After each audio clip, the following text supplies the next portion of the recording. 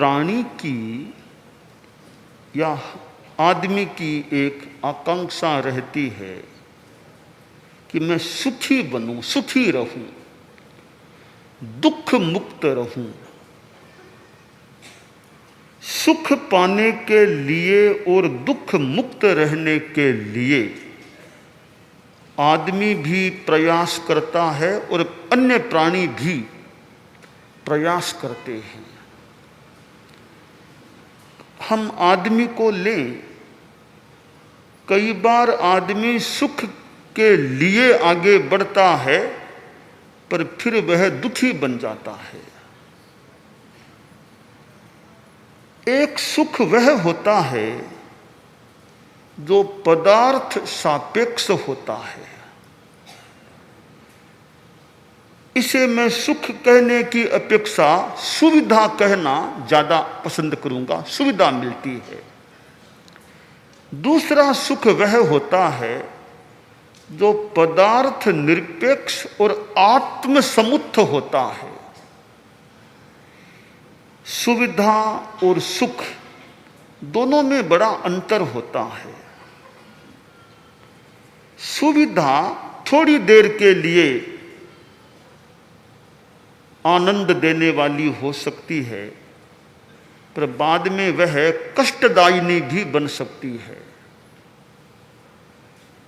हमारी इंद्रियां हैं, श्रोत्रेंद्रिय आदि आदि, इंद्रिय विषयों से जो सुख मिलता है वो बाद में विरस हो जाता है। संस्कृत में कहा गया है, इक्षुवद विरसः प्रान्ते सेवितः शुः परे रसः सेवितस्तु रसः शान्तः सरसः स्यात् परम परम। ये पदार्थों के जो आनंद हैं,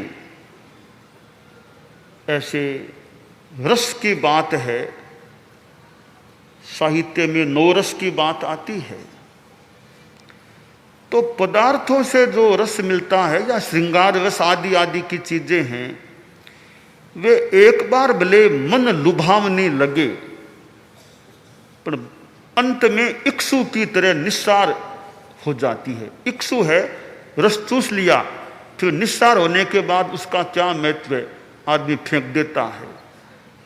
तो भोग हैं, पदार्थ हैं, वे एक बार भले आनंद देने वाले हो जाएं, बाद में ईख की तरह वे निस्सार हो जाते हैं।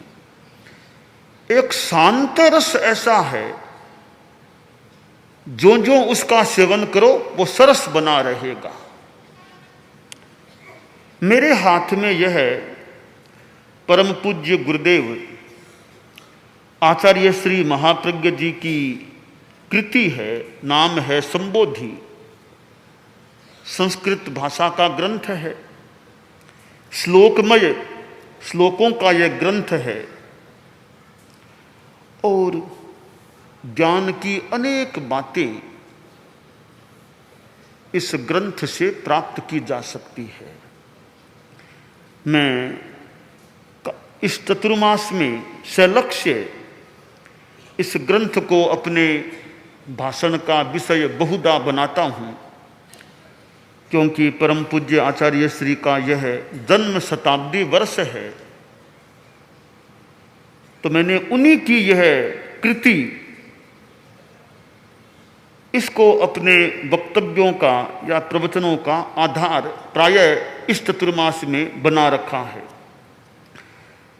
मैंने वैसे 3 अध्याय तो प्रायः बांट दिए हैं, अभी 4था अध्याय चल रहा है। 4थे अध्याय का 14वां श्लोक है, सुख राशिर विमुक्तानां सर्वाद्धा पिंडितो भवेत् सोऽनंत वर्ग भक्तः सन् सर्वाकाशेऽपि मातिन सर्वाकाशेऽपि मातिन। मैं जो सुख की बात कर रहा था कि जो आत्मसमुत्थ होता है, भीतर से मिलता है वह आत्मिक सुख होता है। दो प्रकार के पानी, यानी एक कुएं का पानी है, एक ये कुंड का पानी है। कुंड का पानी तो जैसे ऊपर से उसमें डाला गया या आया है वो का वो पानी निकल जाएगा। कुएं का पानी भीतर के स्रोत से आता है। तो ये जो पदार्थ जन्य सुख है या सुविधा है ये बाहर से आने वाली है, और आत्मिक सुख भीतर से उठने वाला होता है।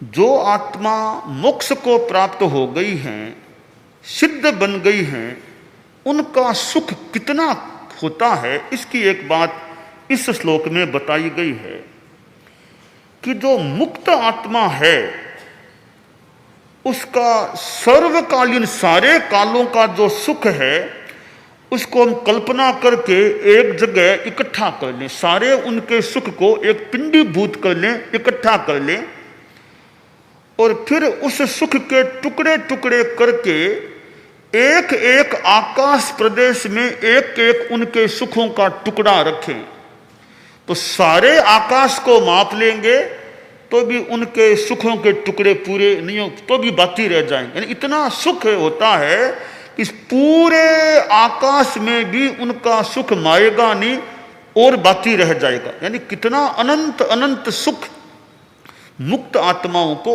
उपलब्ध होता है। तो वह जो सुख है वह खाने से मिलने वाला नहीं है, पीने से मिलने वाला नहीं है, और पदार्थों से मिलने वाला नहीं है। वह सुख आत्मा से उठने वाला, सर्व कसाय मुक्तता से होने वाला और भीतर के आत्मा के स्वभाव से प्राप्त होने वाला सुख होता है। आज जो यह एक संगोष्ठी हो रही है जिसमें विशिष्ट व्यक्तित्व संभागी बने हुए हैं, श्री हरिप्रसाद जी महाराज उपस्थित हैं, संगोष्ठी हो रही है, तो विद्वान लोगों के वक्तव्य होते हैं, विचार होते हैं। उनमें कई बार विशेष विद्वानों के वक्तव्यों की अपनी अलग महिमा होती है। विद्वान लोगों की अनुभूति या ज्ञात जो तथ्य हैं उनमें कुछ वजन हो सकता है। आचार्य श्री महाप्रज्ञ जी लगभग यानी जीवन के 11वें वर्ष में तो संत बन गए थे। ये स्कूलों में, कॉलेजों में जिस प्रकार का अध्ययन, कॉलेजों की डिग्रियां वो तो उन्होंने मिली नहीं थी अपने गारहस्थ्य जीवन में। फिर भी संत बनने के बाद में और थोड़ा पहले भी मान लें, उनका जो ज्ञान का विकास हुआ वो अपने आप में विशिष्ट था।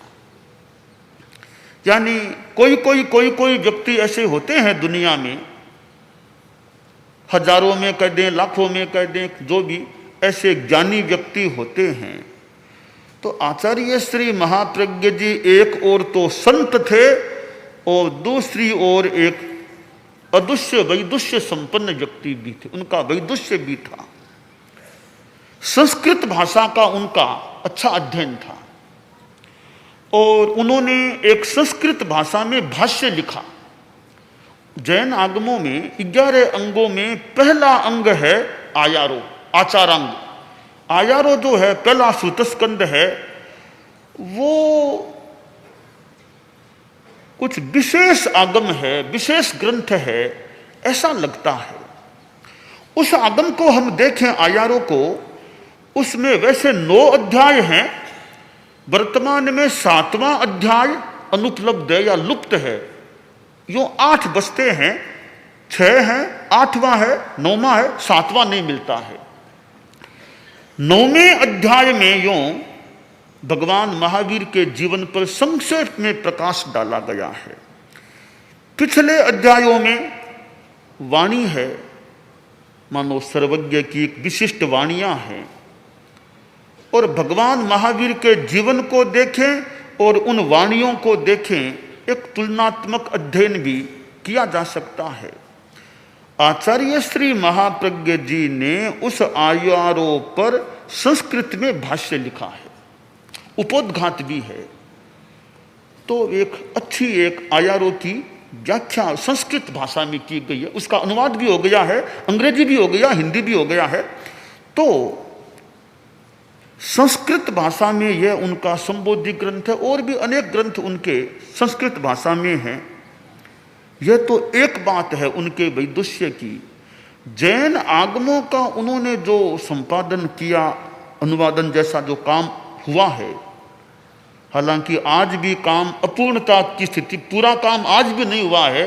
गुरुदेव तुलसी के समय हुआ, आचार्य महाप्रज्ञ जी ने किया, तो आज भी काम एकदम पूरा नहीं हुआ, आज भी वो काम वैसे चालू है और अभी अपूर्णता की स्थिति में ही है। तो उन्होंने जो काम किया है गुरुदेव तुलसी के सानिध्य में हुआ, उनके वासना प्रमुखत्व में हुआ, और भी साधु साधियों का योगदान, सहयोग भी है, कईयों का सहयोग। तो काम जो हुआ है वो कुछ महत्वपूर्ण काम हुआ, जैन आगमों के संपादन, अनुवादन का, संशोधन का। तो भारतीय संस्कृति को आचार्य श्री महाप्रज्ञ जी का योगदान पर अगर हम ध्यान दें, तो भारतीय ज्ञान भंडार को कुछ बाहर लाने में और कुछ उसको और विभूषित करने में आचार्य श्री महाप्रज्ञ जी का भी योगदान है।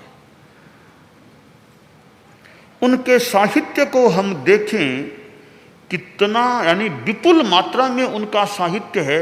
योग ध्यान पर उनका साहित्य है, दर्शन पर, सिद्धांत पर उनका साहित्य है, संस्कृत पर उनका साहित्य है, विभिन्न अनेक विषयों को, और तो क्या अर्थशास्त्र जैसे विषय पर उनका साहित्य है। ऐसे साधु लोग तो अर्थ से दूर होते हैं, पैसे से दूर होते हैं। पैसे से दूर रहने वाले साधु या संत ने भी पैसे पर शास्त्र लिख दिया, मानो पैसे की बात कर दी। महावीर का अर्थशास्त्र, स्वास्थ्य शास्त्र, अर्थशास्त्र, ऐसे अनेक विषयों पर उनके प्रवचन हुए या उनकी लेखनी चली। वह भी उनका एक बड़ा योगदान है, भारतीय वाङ्मय को कह दें या ज्ञान जगत को कह दें। तो आज जो भले पर्यावरण की समस्या हो, कई समस्याएं हैं, अनेक समस्याओं के मूल में असंयम की चेतना होती है। आदमी असंयम जितना करेगा, वो असंयम पर्यावरण के अनेक समस्याओं का सृजक हो सकता है। मेरा ऐसा मानना है, जैन श्रावकाचार में या अनुभृत में, श्रावकाचार में ये अनेक कुल 12 व्रत हैं। 4 तो हम मान लें थोड़े, एक कुछ उपासना त्याग उस रूप में है। ये पहले जो 8 व्रत हैं उनमें 5वां है इच्छा परिमाण, इच्छाओं का परिसीमन करो। यह अमीरी की जो रेखा की बात है, यह एक तरह से इच्छा परिमाण की बात है कि भाई गरीबी की रेखा से नीचे कोई रहे तो आदमी कष्ट युक्त हो सकता है, वो भी एक बात है, महत्वपूर्ण बात भी है। तो अमीरी की रेखा से ऊपर आदमी रहकर क्या करेगा? अगर इतना धन है, एक रेखा कर दे, इस रेखा के बाद में जो धन होगा मेरे पास, मैं 3 महीनों के अंदर अंदर उसका स्वामित्व छोड़ दूंगा। एक रेखा के अंदर आ जाएगा तो यह भी एक समस्या का समाधान हो सकता है।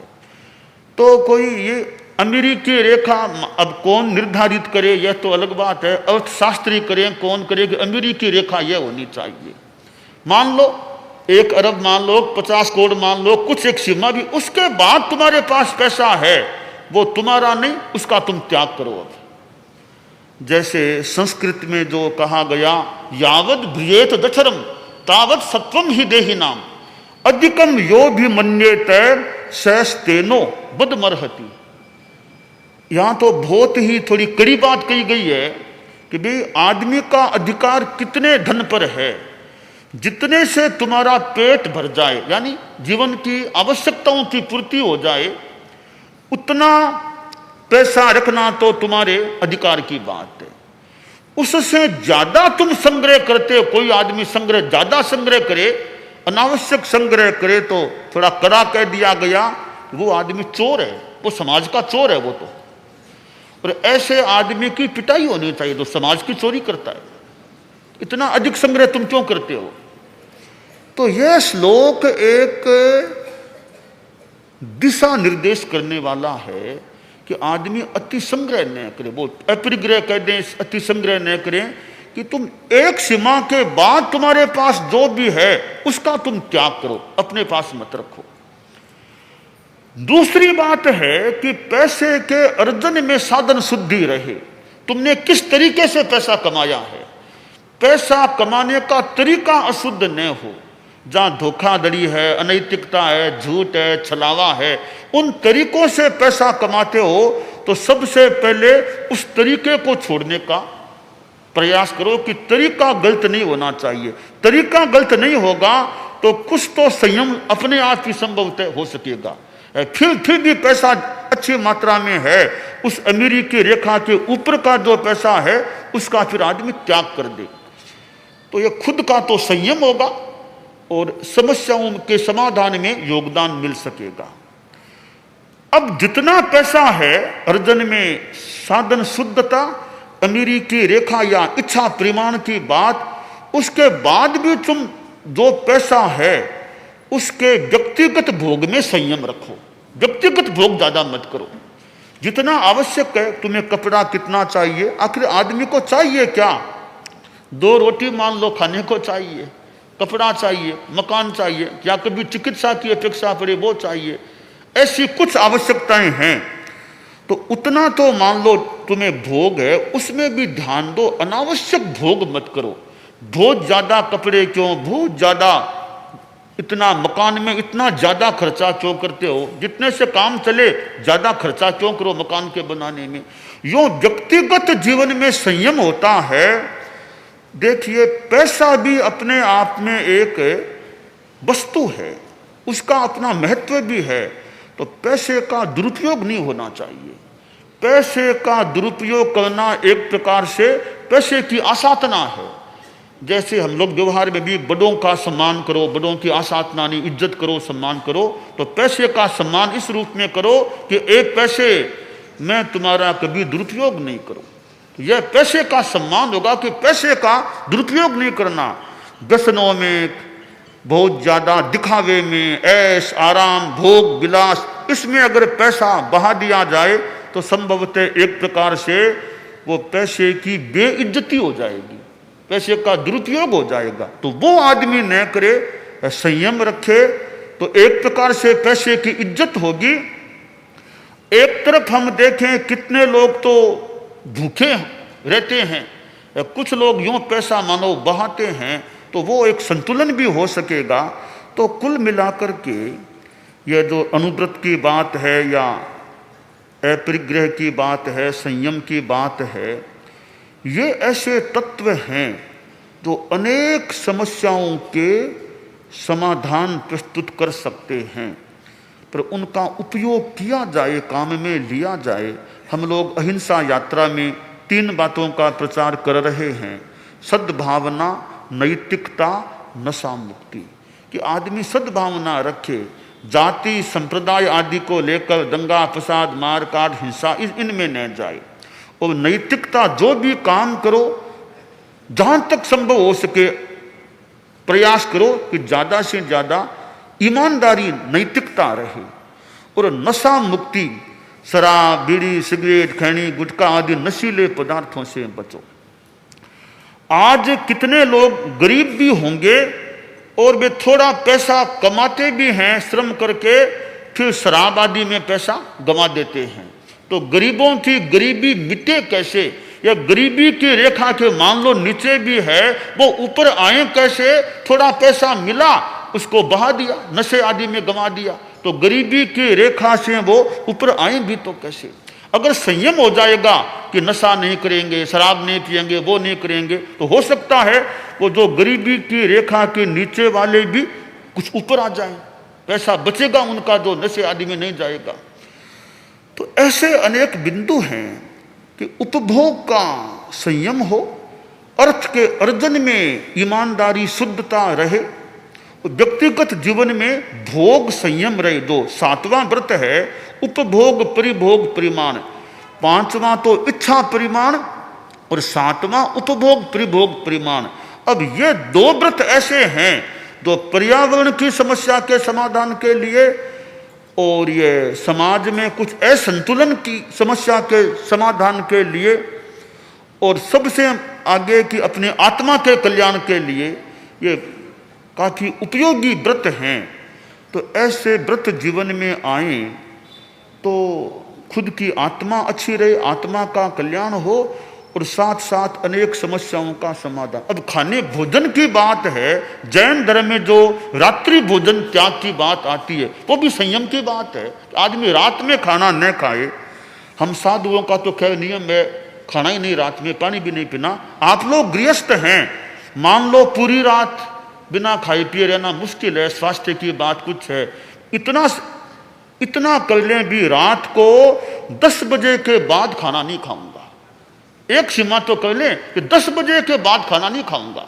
उसके बाद मुंह का संयम कि 10 बजे के बाद सूर्य उदय होने तक फिर मेरे मुंह में कोई खाने की चीज न जाए, तो थोड़ा संयम तो होगा। यूं आज गृहस्थों के जीवन में, और बहुत कठिन नहीं है कि 10 बजे के बाद नहीं खाना, बहुत कठिन काम नहीं है। ऐसे संयम हो जाए तो बहुत कठिन भी नहीं है, तो आत्मा की दृष्टि से अच्छा और अनेक समस्याओं का भी समाधान हो जाए। और भोजन में शुद्धता भी रहे कि भी जो त्याज्य भोजन जिसको जैसे ये नॉन वेज जैसी चीजें भोजन में न रहे, तो अनेक रूपों में यूं संयम हो सकता है। आचार्य श्री तुलसी ने अनुव्रत की बात कही। आज से 50 वर्ष पहले आचार्य तुलसी बेंगलोर में चतुर्मास कर रहे थे। 1969 में वे बेंगलोर में थे, अभी 2019 है।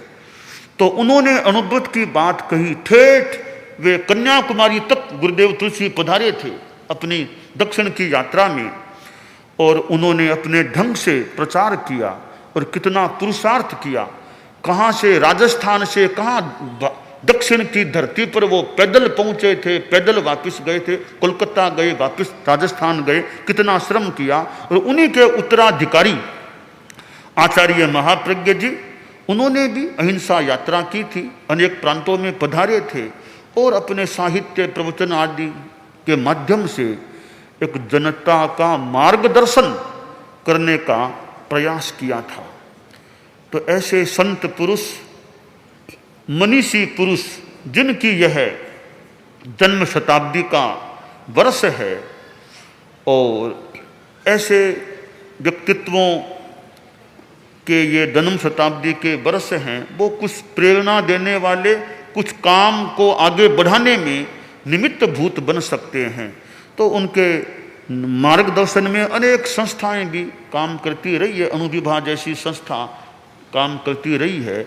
और जो संस्थाएं कुछ संयम की चेतना को जगाने में अपना योगदान दे, तो बहुत अच्छी बात है कि आज दुनिया में कैसे संयम की चेतना जागे। आदमी भोग कितना ही कर ले, भोग का आखिरी परिणाम बढ़िया नहीं, आपात पटु परिणाम कटु। एक बार बढ़िया लगे, परिणाम कटु है। तो आदमी भोग की सीमा करे, उपभोग परिभोग की सीमा करे, संयम करे, उससे जो सुख मिलेगा वो सुख विशिष्ट हो सकेगा। तो पदार्थों से सुविधा मिल सकती है, ये तो हमारे साधन हैं, पदार्थ हैं, इनसे सुविधा, संयम की साधना से सुख मिल सकता है। हम केवल सुविधा में न जाकर साधना से सुख पाने का भी प्रयास करें। यह हम